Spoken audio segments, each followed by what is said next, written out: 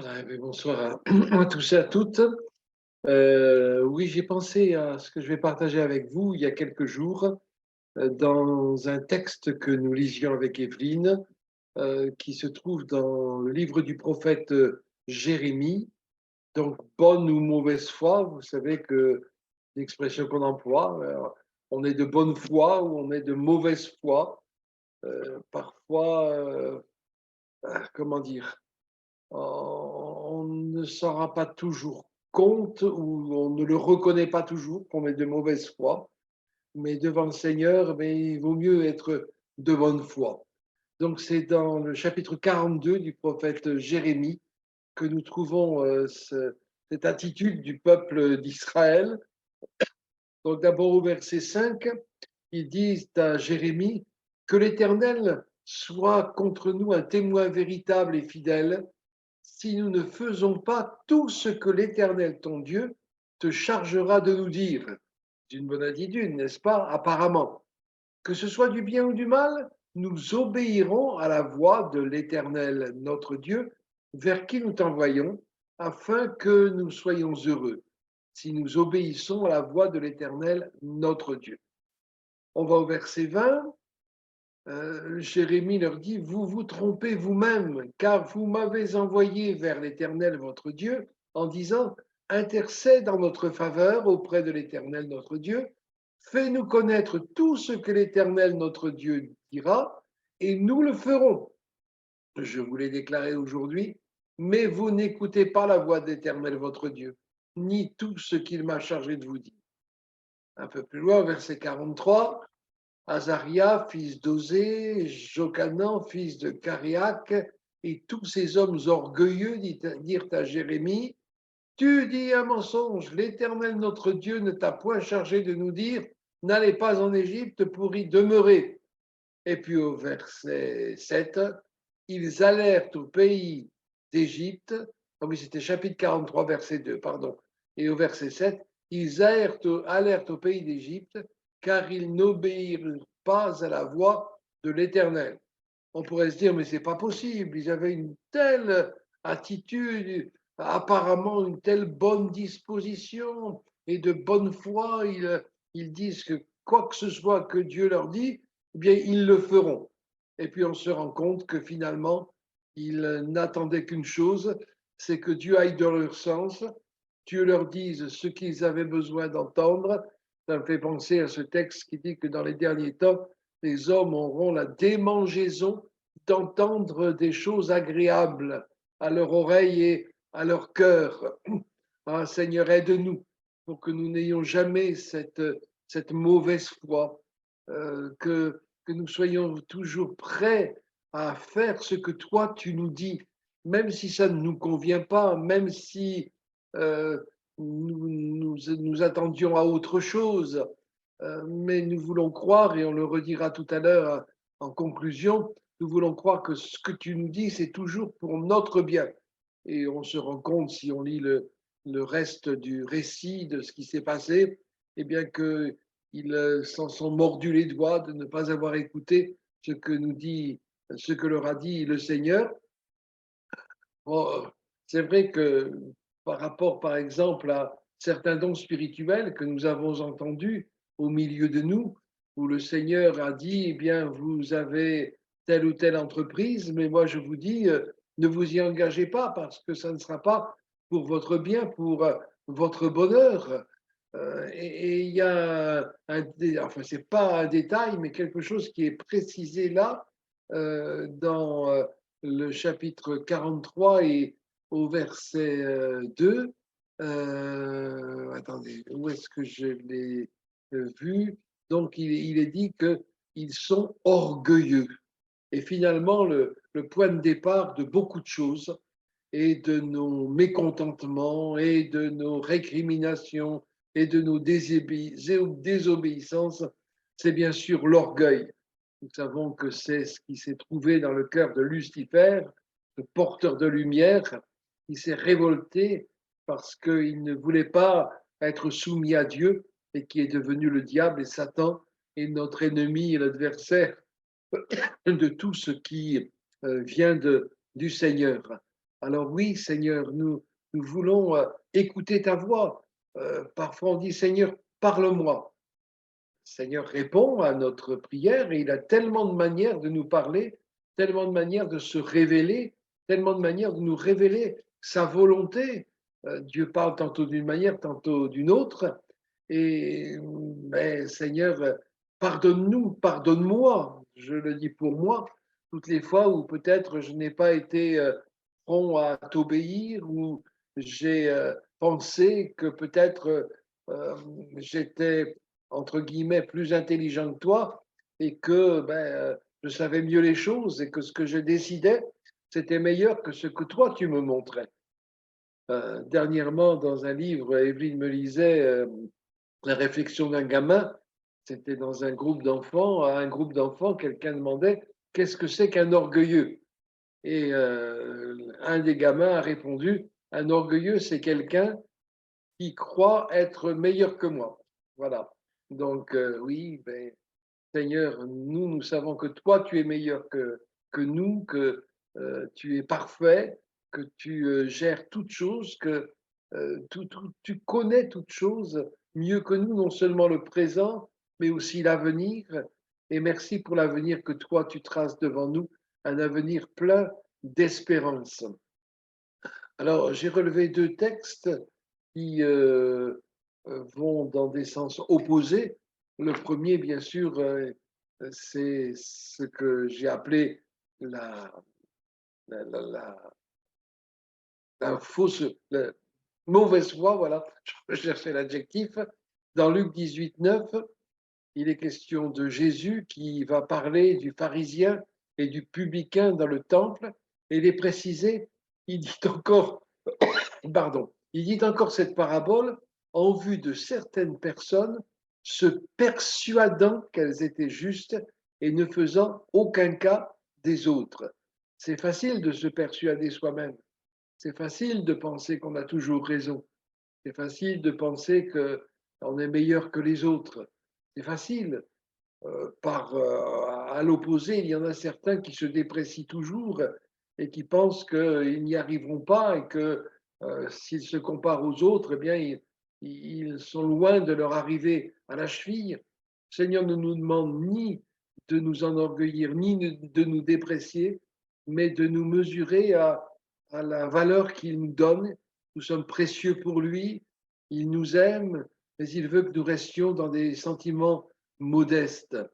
Et puis, à l'inverse, Jérémie 27, Jérémie dit, tu m'as persuadé, Éternel, et je me suis laissé persuader. C'est beau ça. Jérémie, bon, il aurait pu dire, je suis prophète, je sais les choses. Bon, Jérémie, on sait qu'il a vécu une période pas facile pour lui, ni pour le peuple d'ailleurs, et qu'il a été l'objet de bien des vicissitudes, de bien des oppositions de la part du peuple. On a même dit tuons-le avec la langue.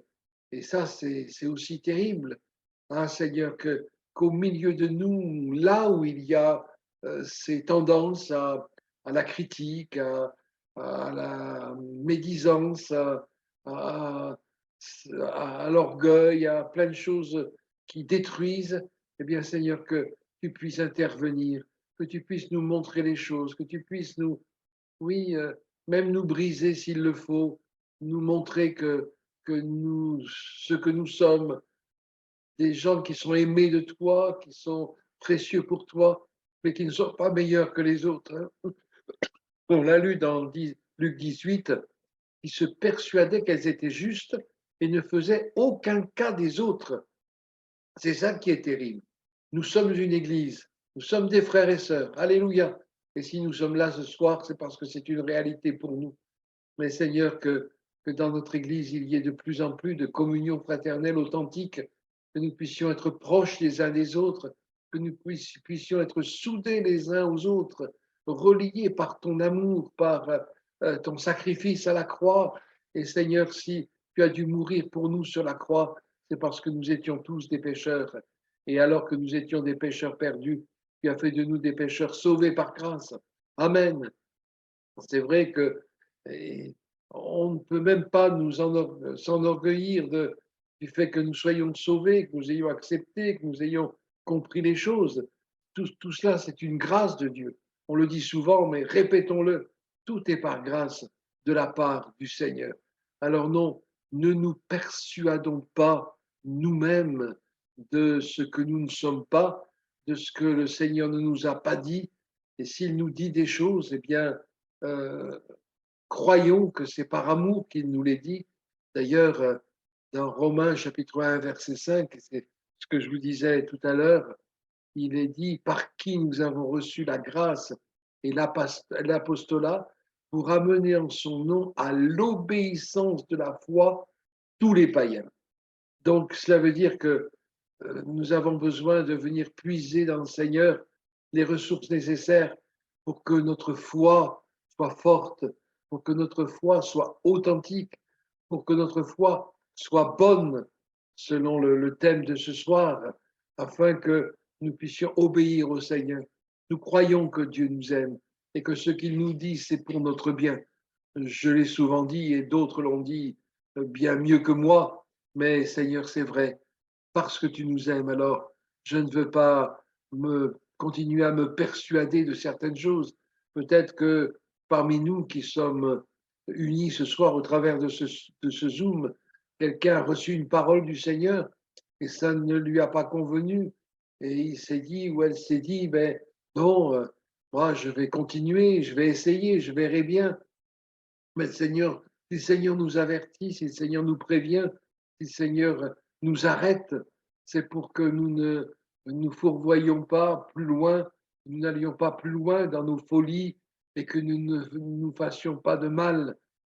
Parce que oui, Dieu est sage, Dieu est juste.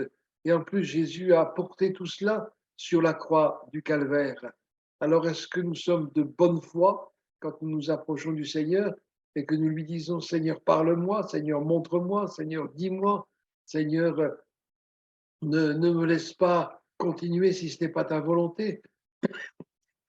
Ferme les portes qui doivent être fermées, ouvre celles qui doivent être ouvertes et renouvelle mon intelligence pour que je comprenne ces choses, que je comprenne ta volonté et aide-moi à renouveler ma foi en toi et à croire que c'est vrai, ce que tu me montres, c'est le meilleur pour moi. Être de bonne foi, être de mauvaise foi, c'est pas seulement une expression qui existe dans notre langage ou dans d'autres langues, mais c'est la réalité. Et nous voulons être de ceux qui écoutent, de ceux qui mettent en pratique, de ceux qui croient et de ceux qui voient les promesses du Seigneur s'accomplir dans leur vie. Oh, est-ce que je peux vous rappeler, mais vous le savez autant que moi, que le Seigneur est bon, que son amour est indéfectible, que ce qu'il a conduit sur la croix pour nous, pour notre salut, c'est toujours aussi fort. Le Seigneur désire tellement et tellement plus que nous bénir, nous préserver du mal, nous combler de ses richesses, nous combler de ses grâces. Il a en réserve pour nous des expériences extraordinaires, des projets extraordinaires. Et si je lui demande de me montrer ses projets, alors ce ne sera pas toujours évident, ce ne sera pas toujours flagrant. Il y a des moments où j'aurai besoin de chercher pendant peut-être un certain temps, la volonté du Seigneur. Mais le Seigneur connaît mon cœur. Il sait si je suis de bonne foi ou de mauvaise foi. Et si je suis de bonne foi, eh bien, il ne me laissera pas dans l'incertitude, mais il m'aidera à, oui, à accomplir sa volonté, à marcher sur son chemin. Je pourrais vous donner plein de témoignages pour me concernant le moment où j'ai pris conscience de l'appel à le servir à plein temps. C'était des choses tellement précises, tellement personnelles, tellement bonnes, que même si je ne me sentais pas capable, loin de là, eh bien, j'ai pu entrer dans ces plans. Et merci Seigneur pour tous ceux qui peuvent le dire au milieu de nous. Mais c'est vrai qu'il y a, dans certaines circonstances, des choses qui peuvent nous troubler, des choses qui peuvent nous heurter, des choses qui peuvent venir comme paraître ne pas être logiques. Mais notre Seigneur est logique de toute façon. Ce qu'il décide, c'est le meilleur et ce qu'il veut pour nous ce soir, c'est que nous fassions attention à sa parole, que nous ne nous laissions pas tromper par nos propres sentiments, par nos propres pensées, nos propres raisonnements, mais qu'il nous éclaire. Le Seigneur veut que nous marchions dans la lumière. Et si nous sommes dans sa lumière, en communion avec lui, nous serons aussi en communion les uns avec les autres et nos prières les uns pour les autres seront exaucées. Béni soit son nom. Amen. Oui, c'est vrai, Seigneur, nous avons besoin de toi. Nous avons besoin de reconnaître que dans notre nature humaine, nous ne sommes pas toujours prêts, prompts à obéir à ce que tu nous montres. Et nous t'en demandons pardon, Seigneur. Et nous te remercions parce que ta parole nous éclaire. Te remercions parce que ton esprit vient nous rappeler tes paroles. Parce que, Seigneur, nous te découvrons chaque jour davantage. Et en te découvrant, nous comprenons que tu nous aimes vraiment, que ce que tu veux pour nous, c'est le meilleur. Alors aide-nous, Seigneur. Aide chacun de nos frères et sœurs dans l'Église. Seigneur, délivre-nous du pied de l'orgueil, comme il est écrit dans ta parole. Aide-nous à garder les yeux fixés sur toi, Seigneur, et malgré les circonstances souvent difficiles, les souffrances qui sont là, que nous puissions garder la foi, une bonne foi, Seigneur, en toi. Merci pour ta parole qui est la vérité. Merci pour ta parole qui nous éclaire. Merci pour ta parole qui nous avertit. Merci parce que tu es un véritable Père pour nous, Seigneur. Tu sais comment nous parler, comment nous pourvoir à chacun de nos besoins et nous conduire plus loin. Béni sois-tu, Seigneur. Amen.